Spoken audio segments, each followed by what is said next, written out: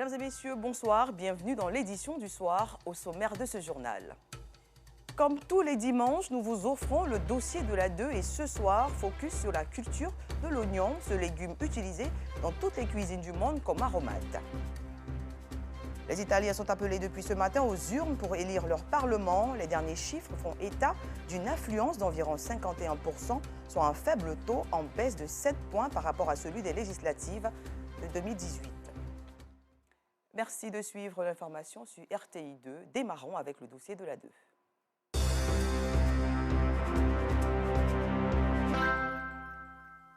C'est un produit qui aromatise vos cuisines. L'oignon, c'est de lui qu'il s'agit, a aussi des vertus thérapeutiques. Le bémol avec cette spéculation est lié à sa faible consommation en interne. 10% de l'oignon consommé en Côte d'Ivoire est produit localement. Les 86 autres % sont importés de l'étranger, principalement du Niger qui produit 1 million de tonnes chaque année avec une chaîne de valeur oignon qui fait vivre des millions de personnes dans un pays désertique aux 3/4. Comment cultive-t-on l'oignon au Niger et comment la filière oignon est-elle organisée?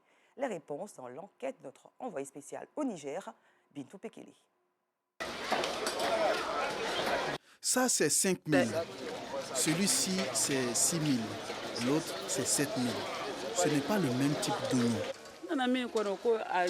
Ce dont j'ai besoin est avarié, mais il me parle de 7 000 francs CFA le sac.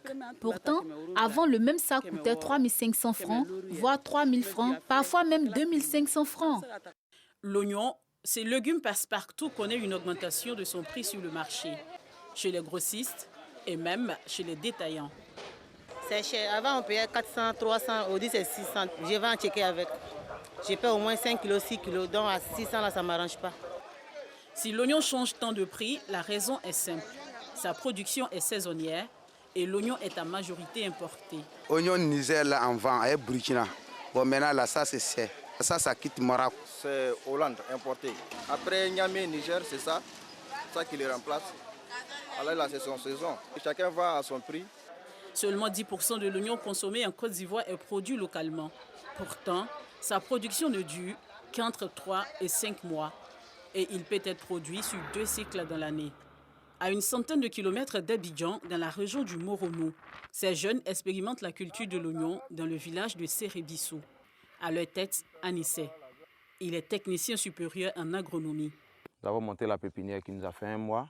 Après les 1 mois, il faut maintenant passer à l'étape de repiquage, qui consiste à déplacer les pépinières qui sont arrivées à leur maturité et à aller les transplanter sur une autre planche en respectant un dispositif pour que l'oignon, en se développant, ait de l'espace pour mieux grossir.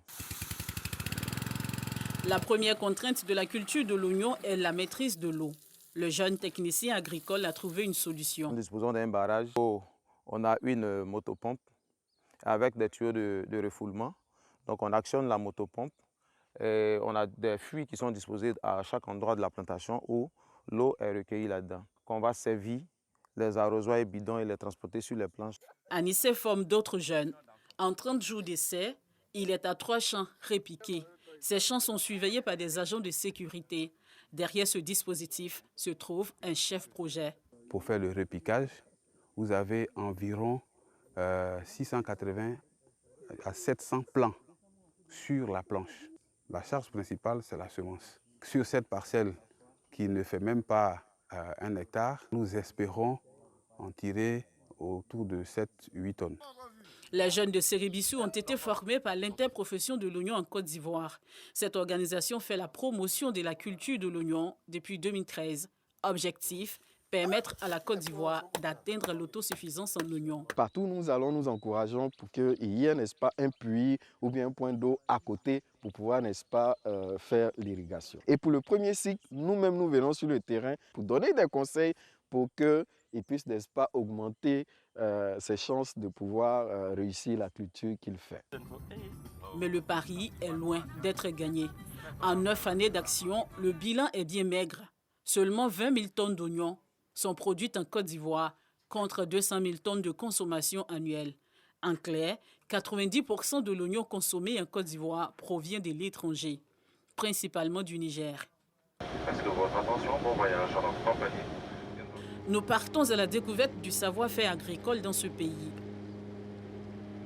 Il est 18h à Niamey, la capitale. Le soleil encore dans le ciel témoigne du niveau de chaleur dans ce pays désertique aux 3/4. Direction la région d'Agadez, deuxième producteur de l'oignon du Niger. Le lendemain, nous sommes au nord, à plus de 1000 km de Niamey. Il fait jour à Indidou. Dans ce village touareg, l'heure est à la semence et les tâches sont partagées. Dans ce champ de 3 hectares, ces jeunes labourent pour définir les planches. On amène un tracteur pour faire le premier labour. Puis j'appelle mes amis et frères pour définir les planches. On trace 2 mètres sur 1,50.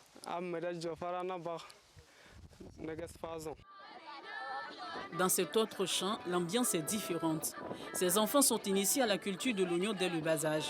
Sur ces planches, ils s'amusent et répiquent les plants d'oignons.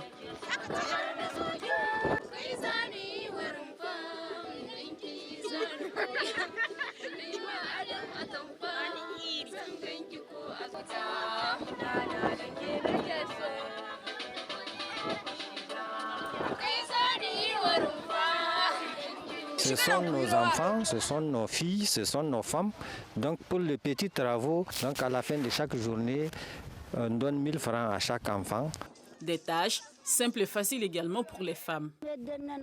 Je suis ici avec mes enfants, neveux et d'autres femmes. C'est le champ de mon frère. Les revenus nous aident à faire face à certaines charges de la famille. Ça fait des années qu'on le fait, mais c'est notre 5e jour dans ce jardin. L'oignon est cultivé à proximité de cours d'eau ou avec des systèmes hydrauliques bien installés. Et quand il y a difficulté d'accès à l'eau, les pépinières voyagent d'un jardin à un autre, parfois très éloigné. C'est le cas de ce sac de pépinière qui a parcouru plus de 100 km pour se retrouver dans la commune de Tabelote. Comme ici, il y a de l'eau, donc on a amené ça ici pour répiquer ici. Ça peut durer 2-3 jours.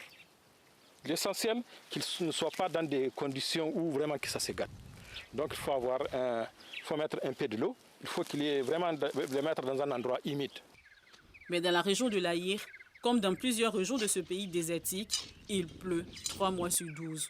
Et pour avoir de l'eau, il faut de la force pour creuser des puits à au moins 12 mètres de profondeur et de l'intelligence pour remonter l'eau à l'aide de motopompes alimentées par des bouteilles de gaz butane. Un système bénéfique pour Condé et ses frères.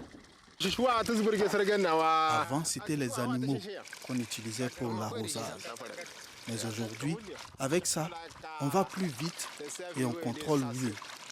Les bouteilles de gaz avec la motopompe, c'est plus économique que le carburant. Pour 1 hectare, c'est 30 bouteilles, soit 150 000 au lieu de 300 000 francs CFA pour 3 fûts d'essence. Et on fait des tuyaux de PVC de 75-63 mm pour canaliser l'eau jusqu'ici. Et quand arrive l'eau, il faut savoir l'utiliser. Trop d'eau tue l'oignon. La famille de Condé a réussi cette étape. C'est le temps de la récolte après 3 mois de labour et de labeur. Dans ce champ familial, c'est la 2e récolte. Nous sommes à la petite saison d'oignons au Niger. Nous avons payé des semences. Ensuite, les gaz dans lesquels nous avons fait fonctionner notre motopompe. En plus de ça, nous avons payé des engrais. Malgré tout cela, même maintenant, on a eu les bénéfices pas mal. Vraiment, Dieu merci. Mais avant la commercialisation, il y a la phase du tri et de l'emballage. La moisson a été bonne pour Atayep dans ce champ voisin. Sur 1 hectare 800 mètres carrés, il a pu produire plus de 30 tonnes d'oignons. On a vérifié que c'est bon.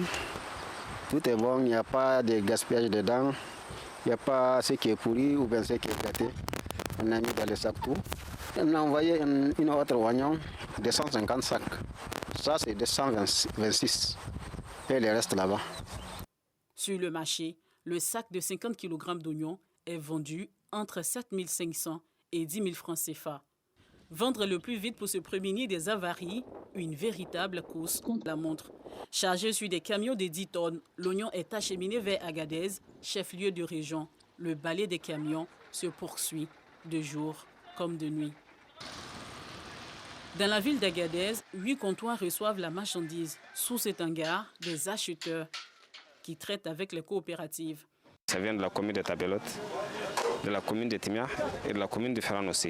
Alors on doit décharger pour vérifier l'état de marchandise. Ce qu'on est en train de faire. Et après, on passe directement aux négociations.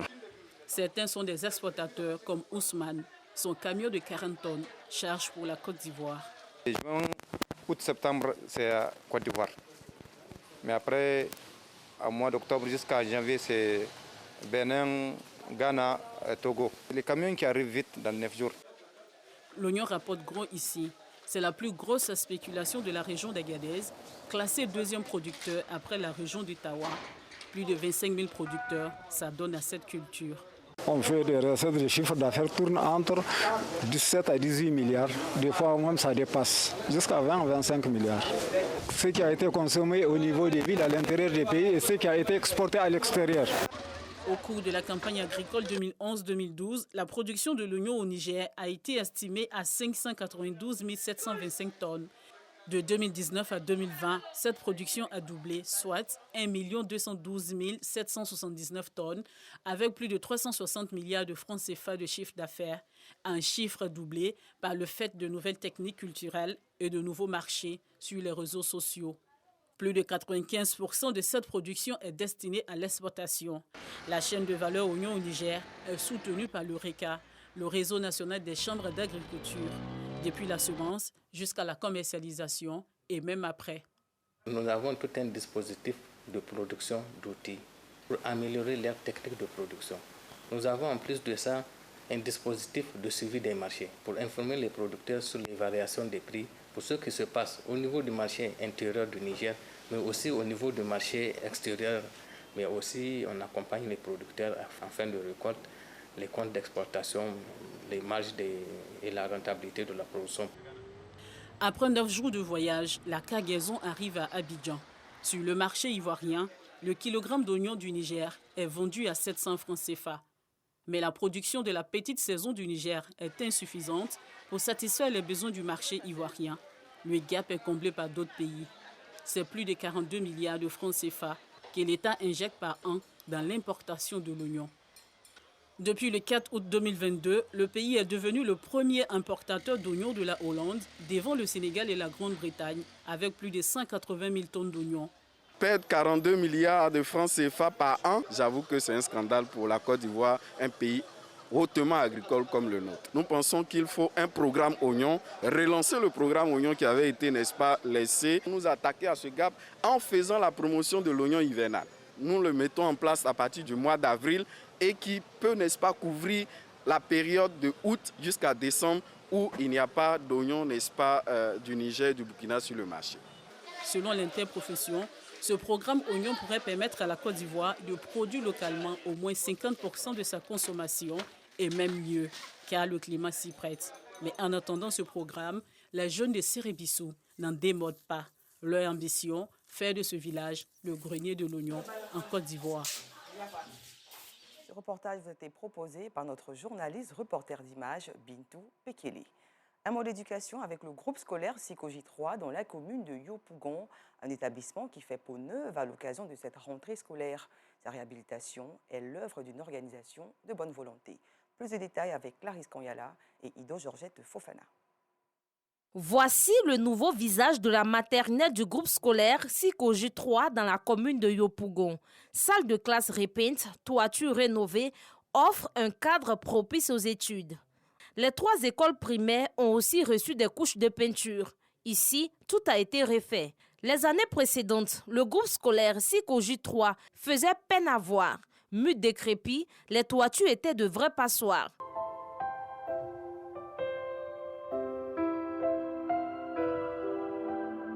Pas étonnant, l'établissement existe depuis plus de 40 ans et n'a jamais été réhabilité. Cette année scolaire 2022-2023 sonne le glas de cette situation qui réjouit apprenants et personnel de l'établissement. Ils ont habité mon école, tout est venu niveau. Je dis merci à tous les directeurs. Un matin, nous sommes là en train de réfléchir comment nous allons trouver des solutions pour réhabiliter notre école avec cette rentrée. Et du coup, voilà un groupe de jeunes gens qui qui nous approchent. Ils approchent le directeur d'abord. Et il faut savoir qu'ils sont là pour réhabiliter l'école et regarder le travail qu'ils ont fait. Ce geste de Winner of September, un groupe de jeunes nés en septembre, s'inscrit dans la droite ligne des objectifs qu'ils se sont fixés. Pour nous, il est quand même important de pouvoir marquer notre mois de naissance. Voilà, donc nous sommes 7 nés en septembre, nous sommes donnés comme dénomination les winners. Les winners sommes les vainqueurs. Et il est important pour nous de poser ces actions-là envers autrui, de sorte à pouvoir permettre à tous de bénéficier du don que Dieu nous a fait, c'est-à-dire la vie. Le choix de cette école, parce que dans les différentes écoles qui avaient été proposées à être réhabilitées, l'école était la plus vulnérable, si je peux utiliser ce mot. C'était l'école qu'on trouvait qui avait vraiment besoin de cette action sociale, raison pour laquelle nous l'avons choisie. Des actions sociales, les Winners of September entendent en poser tous les 9e mois des années à venir. Restons toujours dans la plus grande commune d'Abidjan, Yopougon, pour parler cette fois d'excellence. Les meilleurs élèves et enseignants de l'IEP Yopougon-Siporex ont été récompensés récemment pour leur abnégation au travail. La cérémonie a eu lieu au groupe scolaire Siporex 1 de Yopougon. Georgette Fofana. Ils sont les meilleurs élèves et enseignants de l'inspection d'enseignement préscolaire et primaire de Yopougon-Siporex. Ils se sont distingués par leur courage et abnégation au travail. Cette fête que nous considérons comme inaugurale de notre année scolaire, que cela puisse motiver les enfants qui ont été primés à rester toujours les meilleurs, mais surtout à faire en sorte que les autres puissent se saisir de ça pour se dire, bon ben tiens, cette année, il faut qu'à l'aspect de l'excellence, moi j'y sois aussi. C'est ça l'objectif. Cette célébration de l'excellence et du mérite qui a eu lieu au groupe scolaire Siporex 1 a été l'occasion pour la directrice de la promotion et de l'éducation au développement durable, par ailleurs marraine de la cérémonie, d'encourager élèves et enseignants à plus d'ardeur au travail. Il faut prôner l'excellence au niveau des élèves, au niveau des enseignants, au niveau du personnel d'encadrement. Il faut les encourager pour que toutes ces personnes-là puissent donner le meilleur d'elles-mêmes, puissent faire mieux que ce qu'elles faisaient avant.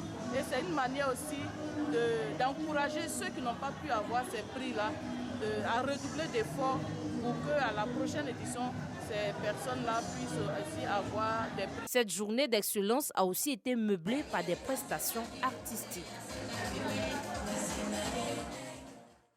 Le genre, une réalité dans les politiques publiques, en témoigne l'installation récente de la cellule genre du ministère des Eaux et Forêts, une initiative motivée par le ministère de la Femme, de la Famille et de l'Enfant. Elle vise à réduire les inégalités entre les hommes et les femmes. Le reportage complet dans nos prochaines éditions. Et pour terminer, les Italiens sont appelés depuis ce matin aux urnes pour élire leur Parlement, un scrutin menacé par le mauvais temps. Les derniers sondages font état d'une affluence d'environ 51%, soit un faible taux en baisse de 7 points par rapport à celui des législatives de 2018. Une favorite, Giorgia Meloni, 45 ans, chef du parti post-fasciste Fratelli d'Italia, crédité de près d'un quart des voix dans les derniers sondages. L'extrême droite devrait entrer en force et proposer le Premier ministre qui succédera à Mario Draghi, qui a remis sa démission depuis juillet dernier. C'est la fin de ce journal. Merci de l'avoir suivi et bonne suite de programmes sur RTI2.